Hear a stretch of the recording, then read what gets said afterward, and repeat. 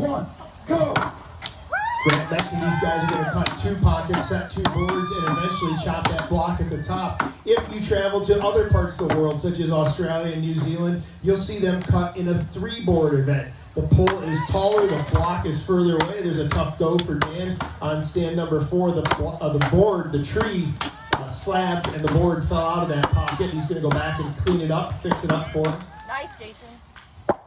Jason Lentz setting that second board. These Jason likes that poplar tree. logs sound a little bit on the firm side. That means they'll hold the board well, but you're going to have to put a couple extra hits in there to get into the block.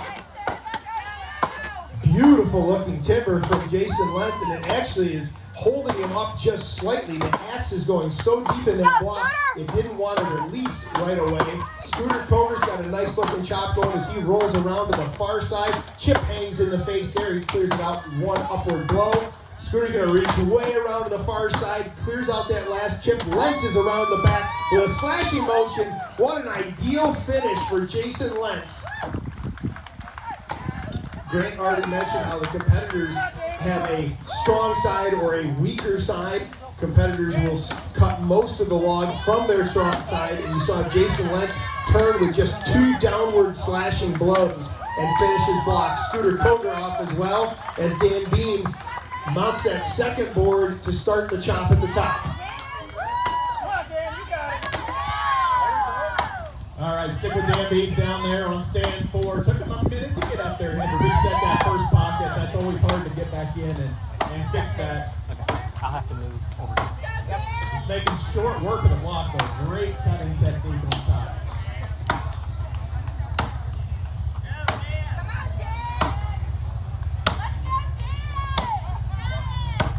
He's worked himself down to a bit of a V. He's going to turn now with kind of a slashing motion. He might drop 1 or 2 hits down lower. That'll help release the chips and open up a channel for his axe to travel deeper into the block. There it is, Dan Beans, ladies and gentlemen. Stand to your timber. 3, 2, 1, go! We saw in flight number 1, in heat number 1 of the Springboard, that the tulip poplar poles are a little bit on the hard, a little bit on the dry side. Competitors have to run their pockets in a little bit deeper than they might otherwise want to. Tristan Van Beek, a great looking first board set, transitions nicely into a perfect second board set as he goes to work to the block at the top.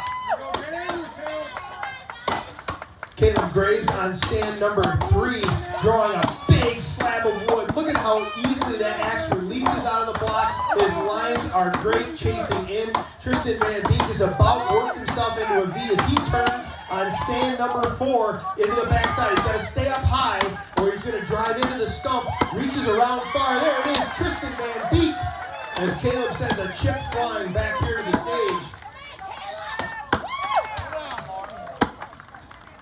Caleb was maybe a little bit low on the backside of that block as he was driving into the stump. Tyler White coming down to make an adjustment. Does not like how that second board set feels.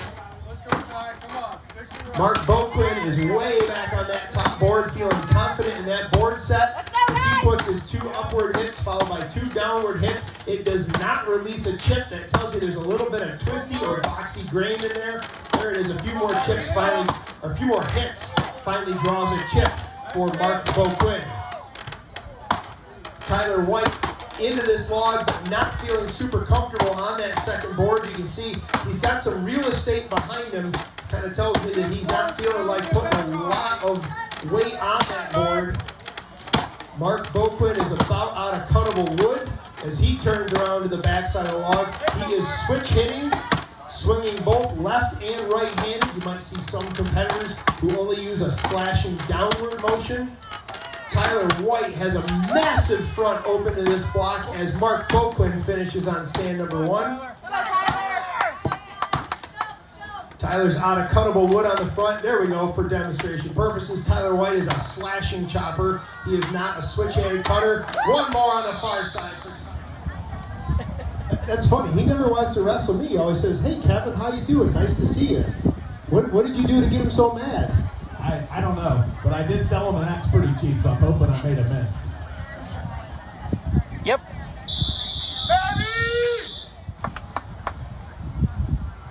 Stand to your timber. 3, 2, 1, go! Maddie Slinger on 1 and Adam Lesko on 2 went head-to-head in the hot saw event, and it was all Slingerland in the hot saw with Adam Lesko DQing or cutting over the line. Maddie and Adam are again head-to-head in a very tight race. Maddie's got a great-looking second board hole. He's going way deep. There was a little bit of a mistake there, but he's going way deep. He's going to have a super solid board set. But Adam Lesko is already 10% into the block at the top. This is where Matt Slingerland gains his ground. He's adept at chopping both right and left-handed. So when he turns to his backside, he's just as good backside as he is front side. He's almost to the middle range. Yeah, well, Adam Lesko says, I know that trick too, as he gets into the backside of the log as a switch-hitted cutter. Maddie Slingerland right on his heels. It is going to be Lesko, though, taking the heat. Maddie Slinger about 2 more hits. There's the near. A lot of wood left on that far, though, as he's trying to slash off. There goes Maddie Slingerland. And let's stay with Ben Hansen and David Moses. David with a great-looking opening start there. Very clean, accurate lines. That is the sign of experience from the veteran chopper out of Washington. Ben Hansen into the backside of the block as he switches to his off-handed chopping side and starts working his way around from near to far. Some crispy timber in the back of that block. There finds Ben Hansen finds those last fibers. Come on, Dan. Come on, Dan. I got another one. I guess I'm not throwing a fork. Come on, Dan.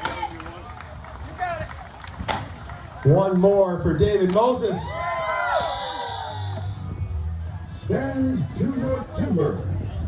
3, 2, 1, go! Once again, just for quick introductions, Arden Koger on 1, Alec Parsons on 2, Gabe Brandt on 3, Alexander Storm on 4. Alex first to saddle up on that number 1 board. A little bit of a list. He is toes down, heel up with a little bit of sag. Gabe with a much better board set. It just puts you in the right position to get that second pocket. That second pocket is where the money is made. Alex, again, his toes are down a little bit, his heels are up. In the future, he'll get that leveled out, but no time for adjustments now. Gabe right on his heels, as is Arden Koger Jr., mounting that second board. You're good, baby. You're good. Alec making a third axe change, I guess, technically. May have found something inside that log that he didn't like. Oh, Yeah. The wedge came out of his axe.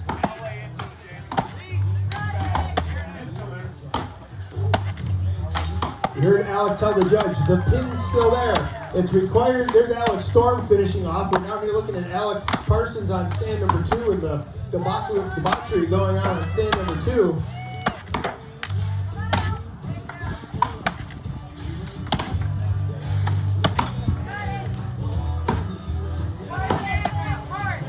Dave Grant is working around. There it is. There's the far hit we needed to draw that chip out of the far side of the log.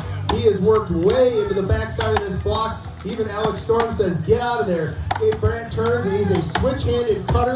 We're also watching Arden Koger Jr. on stand 1. He's about to drive off. He's got to stay up high. There it is. Arden Koger Jr.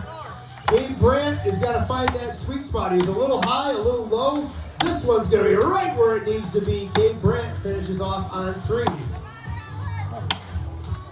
Alec Parsons had hardware malfunctions all over the place. Changed axes at the start of the event. Had the wedge fly out of the top of his axe. He's back in action. Switch-handed cutting. Sort of abbreviated swing as he works his way near to far around the backside of that log.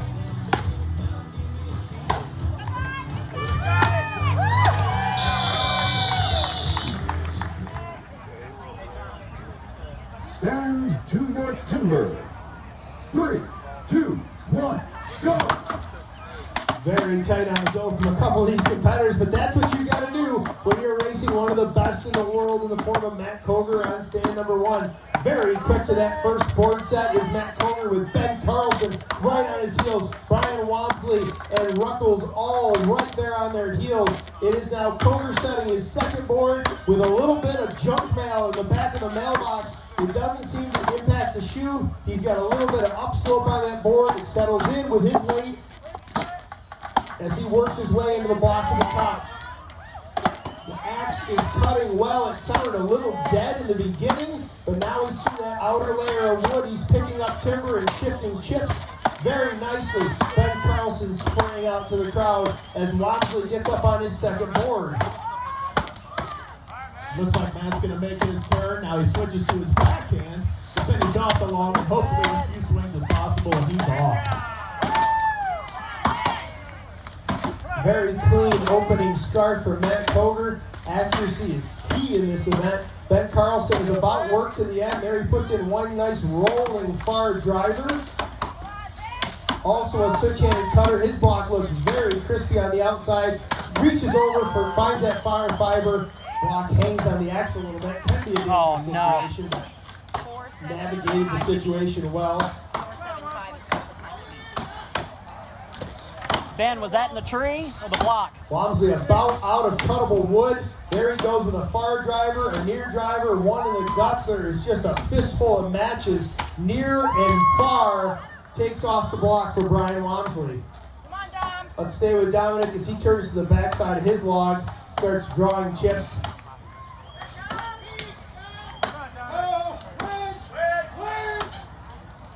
Who's wedge?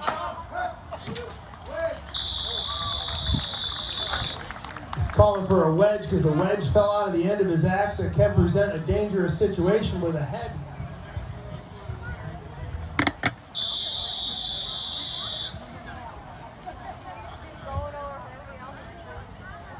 Stand to your timber. 3, 2, 1, go!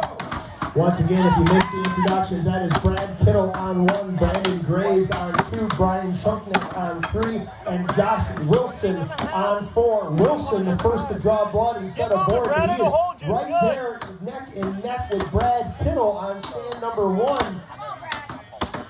Good looking board set for Josh Wilson. Brad Kittle, a little bit of a sag in that first board. May have rushed that a little bit. He's going to work harder on that second pocket, so he's got a good platform to chop from. Brandon Graves, an exceptional looking board, as does Brian Chunknack. I'm going to run. You're good. It's fine. Josh Wilson going to work on the block at the top. Brad Kittle is way into the guts of that tree. He's got a great looking second board set. The mistakes of that first board are behind him, and he's going to lay into this white pine block at the top. Josh Wilson not looking after everybody. He's going to go deep into the front side of that white pine block. You'll see him turn here in a matter of moments. Brian is working to get the back edge of that springboard pocket cleaned out as Brandon Graves goes to work at the block at the top. Brandon's got a bit of a boxy block. The grain is not running straight through that log. There he clears out that first chip. Lots of slope for Brandon Graves is going to be absolutely critical as Josh Wilson finishes off the chop. Nope. Stay low. You're way high. There you go. Brad Kittle not far behind. Very clean lines for Kittle, at least on the opening face of that block. Great cut there for Brad Kittle. See him put a lot of work in the last couple of years in that springboard. That's one of the better cuts I've seen him make. Let's go, Brando. Great right there. He said earlier springboard wasn't his favorite, but he's done a pretty nice job here on the front end of that block. He's got a bigger swing, almost ready to make that turn. Brian's got more slope than he can carry in a bucket right now.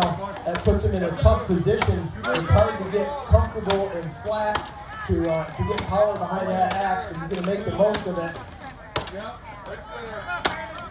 Brandon, maybe one more hit across the far side. There it is for Brandon Graves.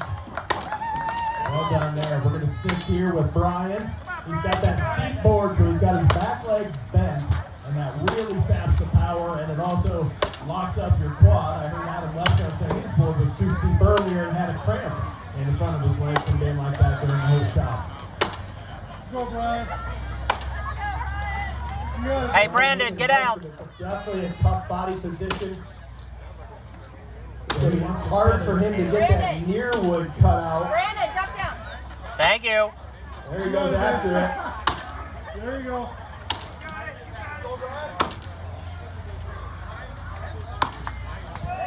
He wants to do as much work as he can on this side, on his strong side, so when he turns, it'll come off quickly.